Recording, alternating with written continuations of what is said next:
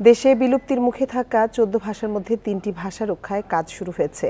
Ring মির্চা, লালিং বা পাত্র এবং কন্দ ভাষা বাঁচাতে জরিপ করছে আন্তর্জাতিক মাতৃভাষা ইনস্টিটিউট।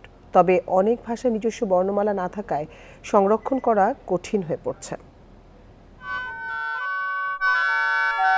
পাহাড়ি জনজাতির ভাষা গবেষক ইয়াঙ্গান ম্রো লিখেছেন, ম্রো ভাষায় প্রথম ব্যাকরণ। এ ভাষায় শুদ্ধভাবে কথা বলা ও সাহিত্য চর্চার চিন্তা থেকেই তাঁর এই চেষ্টা। এখানেই থেমে থাকেননি ইয়াঙ্গান, নিজের ভাষায় লিখেছেন মহান মুক্তিযুদ্ধের ৭ বীর শ্রেষ্ঠের কাহিনী।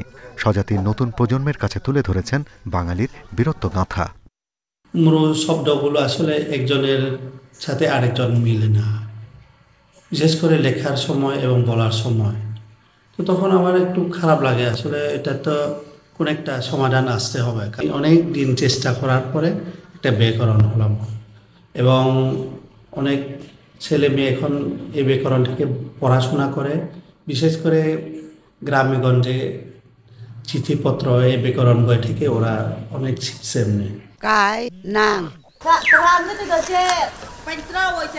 দেশে বাংলা সহ ৪১টি ভাষার প্রচলন আছে, তবে এর মধ্যে বিলুপ্তির মুখে রিং মির্চা, পাত্র, কন্দ সহ ১৪টি।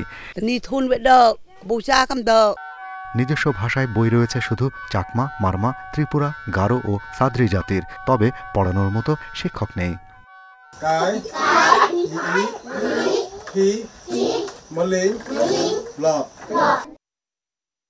আন্তর্জাতিক মাতৃভাষা ইনস্টিটিউট বলছে, প্রতিটি জনজাতির নিজস্ব ভাষায় শিক্ষা ব্যবস্থা নিশ্চিত করতে প্রতিজ্ঞাবদ্ধ তারা। তাই আপাতত বিলুপ্তির মুখে থাকা ৩টি ভাষা রক্ষায় কাজ শুরু হয়েছে।